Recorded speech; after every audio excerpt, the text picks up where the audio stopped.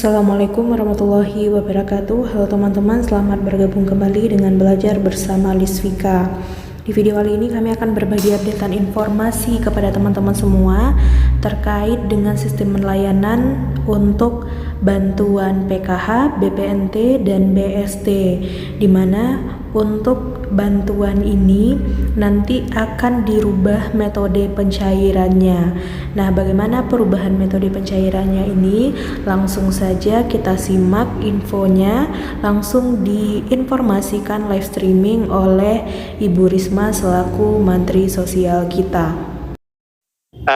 Langkah-langkah apa yang nanti mungkin akan disampaikan atau dilakukan oleh Kementerian Sosial? Kepada Bu Risma saya persilahkan, silakan Bu. Terima kasih Mas Budi. Baik. Assalamualaikum warahmatullahi wabarakatuh. Waalaikumsalam warahmatullahi wabarakatuh. Salam sejahtera, shalom, Om Swastiastu, Namo Buddhaya, salam kebajikan, Rahayu. Yang saya hormati Bapak Menteri Bappenas dan Bapak Menteri Desa, yang saya hormati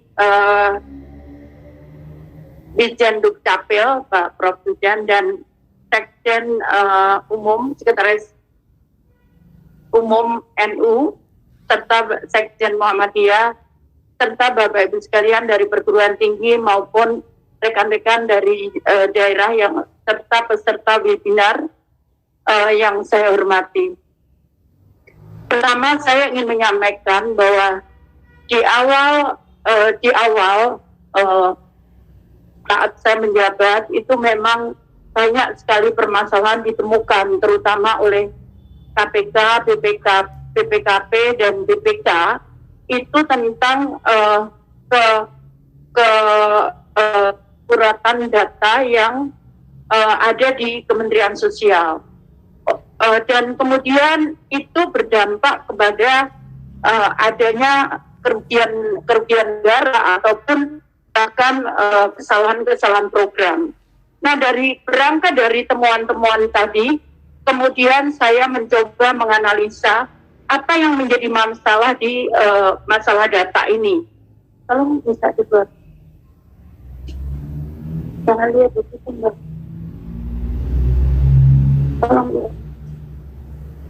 Tolong langsung halaman 2. Yang halaman 4. Ya, jadi kalau dilihat di awal kondisi database di Kementerian Sosial masalah data kemiskinan itu ada 4 pulau. Yang pertama adalah data DTKS sendiri yang dikelola oleh Pusat Data dan Informasi di Kementerian Sosial. Yang berikutnya adalah ada data penerima program PKH dan BPNT dan BST. Nah, dari situlah mulai terlihat permasalahannya, di mana, tolong yang halaman yang kedua, di mana kalau dilihat, jadi di DTKS itu ada kurang lebih 106 juta sekian, kemudian BPNT ada 19 juta sekian, kemudian ada di BST 10 juta sekian, kemudian di PKH ada 56 juta sekian. Ini jiwa. Kemudian dari situ kita coba, salah satu temuan dari KPK adalah bahwa karena tidak padan kependudukan, itu ditengarai banyak sekali duplikasi atau ganda.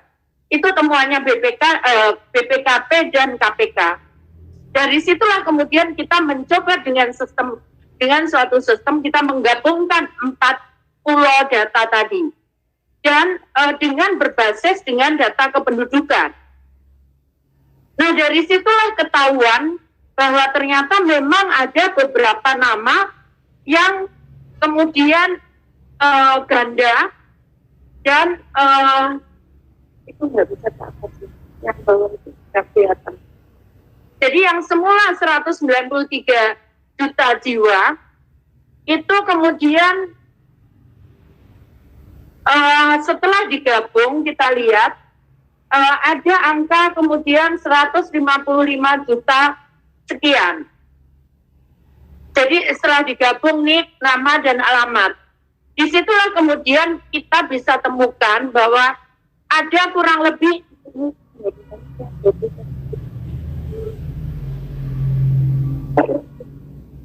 nah kemudian pada saat itu kita temukan kurang lebih ada 21 juta yang ternyata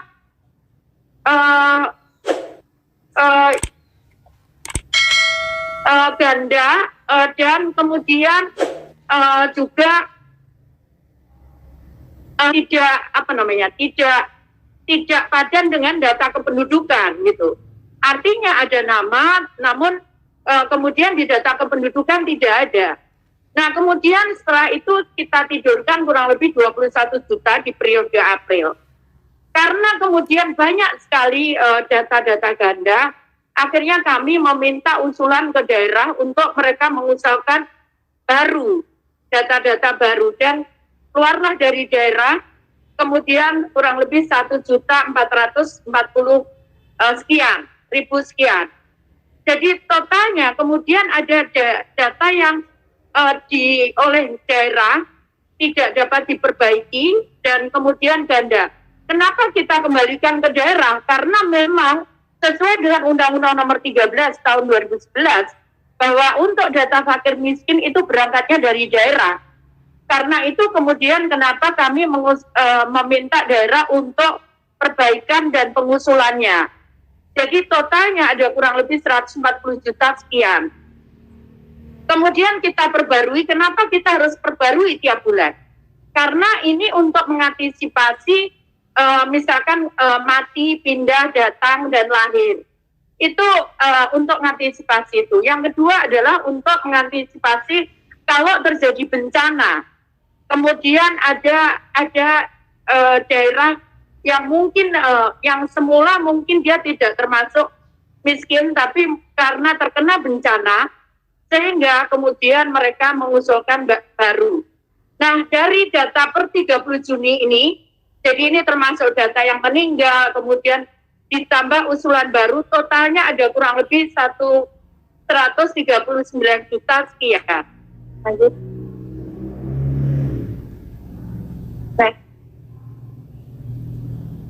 Nah, tolong, jadi ini kita bisa lihat. Nah, ini yang kemudian kita akan coba ubah. Jadi kita rubah sistemnya karena tadi itu akan berpengaruh terhadap pengeluaran bulan depan. Jadi karena itu bulan yang sekarang ini itu kita perbaiki di minggu ketiga di bulan ini untuk perbaikan di bulan depan. Kenapa minggu ketiga? Karena kita perlu butuh administrasi untuk prosesnya, sehingga kita tidak mungkin di minggu akhir, karena kita butuh 1 minggu terutama kalau ada usulan baru. Nah kemudian yang selama ini adalah kita membuat pola, jadi itu usulan dari RT, RW, desa, kelurahan, ini kami usahakan nanti ke depan bisa dipantau oleh siapa saja. Kemudian ke pemerintah daerah, dan kemudian pemerintah daerah menyerahkan ke pemerintah provinsi. Nah, permasalahannya kadang dari daerah dengan dari provinsi mungkin ada perbedaan. Nah, disitulah kami bekerja sama dengan perguruan tinggi untuk menangani ini supaya fair gitu. Fairness-nya bisa dijaga karena kita tidak tahu. Jadi kita bisa pantau. Seringkali saya dapat pengaduan misalkan, Bu ini hanya keluarganya lurah yang terima. Nah dari situlah maka nanti akan ada mekanisme baru yang akan kita buat sehingga ada proses tangga dan sebagainya. Nah kemudian berikutnya adalah, jadi ini tetap kita harus padankan dengan Dukcapil. Nah berikutnya adalah kita lakukan keterbukaan informasi dari usulan-usulan tadi kepada masyarakat. Jadi dari situlah kemudian ada parameter kemiskinan yang sekarang lagi kita akan gunakan. Kami bekerja sama dengan perguruan tinggi seluruh Indonesia. Kita telah lakukan webinar 3 kali dan mereka menyampaikan bahwa kemiskinan itu bukan hanya sekedar mereka tidak mereka miskin real begitu. Maksudnya tidak serta-merta miskin. Contohnya misalkan itu juga disebabkan ada budaya. Ada salah satu perguruan tinggi sudah meneliti bagaimana mungkin dia sebetulnya miskin termasuk miskin, tapi dia bekerja hanya mulai jam 7 pagi sampai jam 10. Sementara sisa waktunya yang mestinya kita bisa bekerja 8 jam, tentunya ada ukurannya kenapa 8 jam secara kesehatan dan sebagainya. Nah, mereka tidak bekerja 8 jam, mereka hanya bekerja 2 jam atau 3 jam sehari. Bagaimana mungkin mereka kemudian kapasitas keuangannya bisa bagus kalau mereka bekerja yang normal 8 jam sementara mereka bekerja hanya 2-3 jam. Itu yang pertama. Kemudian kemiskinan yang berikutnya adalah alat produksi misalkan. Alat produksi misalkan bagaimana mungkin seseorang dia ngomong pekerjaannya apa? Petani. Ternyata bukan petani sebetulnya. Karena dia tidak mempunyai sawah. Atau dia nelayan. Ternyata dia nggak punya perahu. Atau perahunya sangat kecil. Sehingga dia mestinya bisa bekerja dengan produksi yang lebih bagus. Namun karena alat produksinya tidak ada. Seperti tadi petani. Ternyata yang hanya buruh tani. Atau nelayan yang perahunya kecil atau bahkan tidak punya perahu. Nah, inilah yang kemudian menjadi sorotan kami untuk bagaimana pengentasan kemiskinan ke depan. Jadi bukan sekedar mereka melihat data secara fisik, tapi juga akan kita dalami bagaimana menganalisa kenapa dia menjadi miskin. Nah, inilah tugasnya nanti Puspeksos dan Peksos dan ini bisa melakukan analisa lebih tajam di sini supaya kita benar-benar bisa menyelesaikan permasalahan itu. Jadi kalau dilihat, saya turun ke lapangan, banyak juga yang masih muda. Mereka menerima bantuan sosial.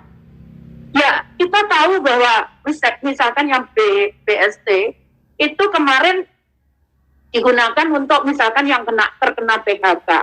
Tapi sebetulnya kalau kita lakukan dengan benar, mereka mestinya tidak harus menerima bantuan, tapi kita berikan alat-alat produksi sehingga mereka bisa bekerja lebih maksimal. Karena sebetulnya kalau mereka hanya menerima bantuan sosial, mereka hanya menerima 300.000 paling banyak. PKH yang paling besar kurang lebih hanya 3 juta, itu pun untuk yang lansia. Jadi rata-rata sebulan 1 juta. Padahal kalau kita bisa gunakan energi itu untuk mereka bisa bekerja maksimal, itu maka mungkin akan bisa lebih.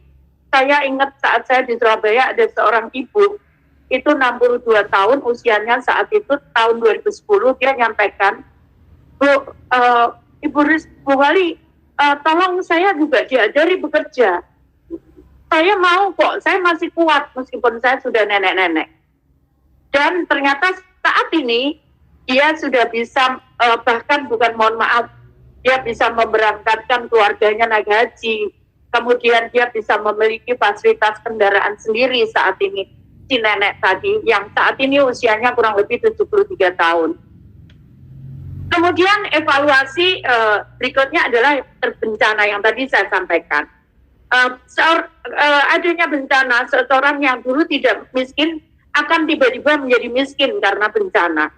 Kemudian evaluasi realisasi mingguan. Jadi memang kita akan cek evaluasinya karena ternyata kemarin seperti di bank itu nggak mau. Jadi ada titiknya, misalkan Abdul di Senduk Capil disingkat ABD, titik.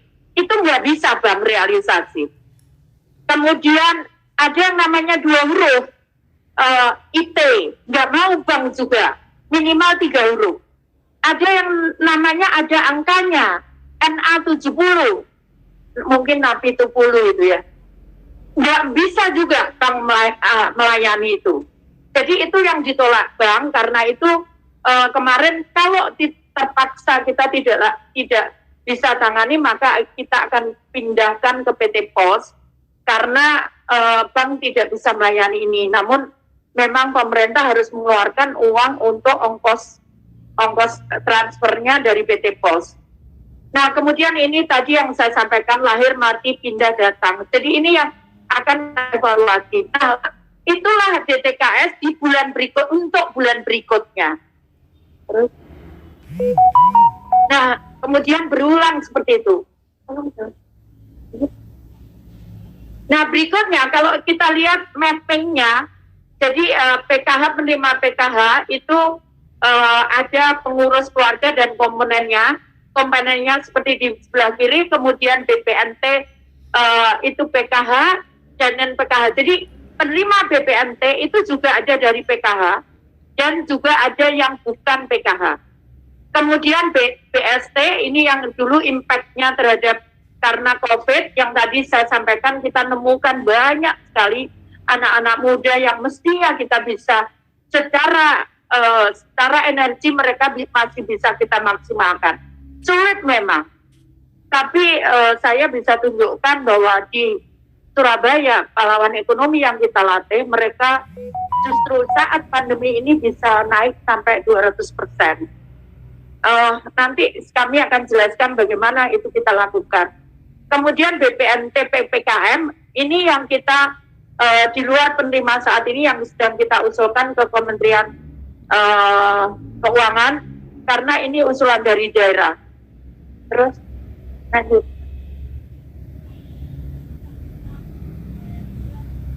Nah, ini adalah fakta di lapangan. Jadi jarak. Bagaimana mungkin seseorang yang miskin kemudian harus menempuh jarak yang cukup jauh hanya dia untuk membeli sembako yang menjadi haknya.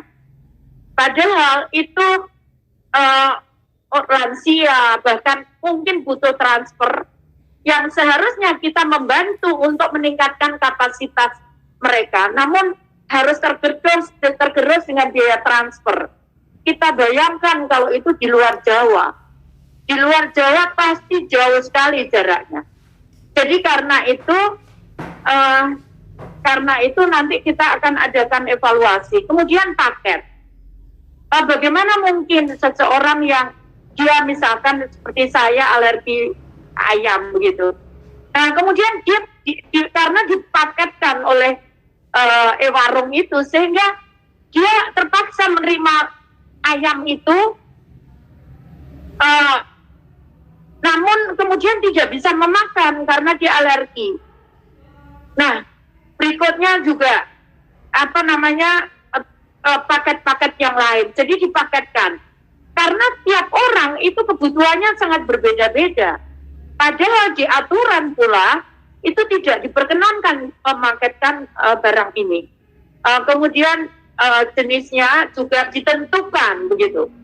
Jadi yang tadi saya sampaikan, jenisnya ditentukan. Jadi setiap orang sama semua.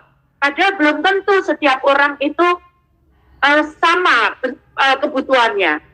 Kemudian dilakukan pungli. Jadi memang ada yang meminta uang untuk pengurusan dan sebagainya. Ada untuk angkutan, untuk beli, untuk macam-macam bentuknya. Kemudian aksesibilitas. Jadi aksesibilitas ini yang tadi saya sampaikan diatur oleh pihak tertentu. Jadi harganya ditentukan. Ada yang harga telur itu per biji. Begitu saya hitung, itu jatuhnya jauh lebih mahal dibandingkan di luar. Jadi kalau begini kan kasihan, yang mestinya kita pemerintah bantu untuk meningkatkan kesejahteraan mereka, warga miskin, namun karena dia terpaksa dia tidak ada pilihan, sehingga mereka terpaksa membeli dengan harga yang jauh lebih mahal dibandingkan orang lain yang tidak miskin begitu. Lanjut. Nah, yang kita lakukan adalah saat ini kita akan melakukan simplifikasi yang semula rumit sekali, banyak sekali. Akan kita siapkan program yang lebih sederhana. Ini kita lengkapi dengan teknologi semuanya. Ini tadi masih diskusi bagaimana, karena kami butuh, nanti akan kami jelaskan, kami butuh untuk report. Jadi kenapa harganya kemudian sangat berbeda. Satu daerah, kabupaten atau kota, sebelahnya persis, itu harganya beras berbeda, harganya telur berbeda, padahal dia di kampung di sebelahnya, saling bersebelahan. Nah, ini yang kita siapkan untuk digitalisasi, dan banyak warung, siapapun bisa menjadi warung, siapapun. Jadi termasuk tetangganya, jadi tidak perlu jauh, kalau di tetangganya ada dan harganya murah, maka mereka bisa memilih itu. Dan itu semua kita lakukan digitalisasi. Kenapa harus begini? Karena selama ini kami dari Kementerian Sosial tidak pernah menerima report, sehingga kami tidak tahu kalau tidak terjun di lapangan. Nah, ke depan kita akan buat ini digitalisasi, sehingga saat harga itu lebih dibandingkan harga HET daerah itu, maka kita kemudian akan bisa menentukan, oh ini tidak benar begitu. Nah, kemudian tidak bisa lagi dibelikan hal-hal yang lain, misalkan rokok, kemudian minuman keras, kami akan bisa kontrol itu. Nah, ini tadi demokratisasi, jadi semua warung bisa menjadi warung. Kemudian bisa KPM, keluarga penerima, itu bisa memilih dia kemanapun. Kemudian transparansi penggunaan harga dan jenis barang. Jadi ini nanti yang akan kita bisa evaluasi, kita bisa monitor dari dashboard di Kementerian Sosial.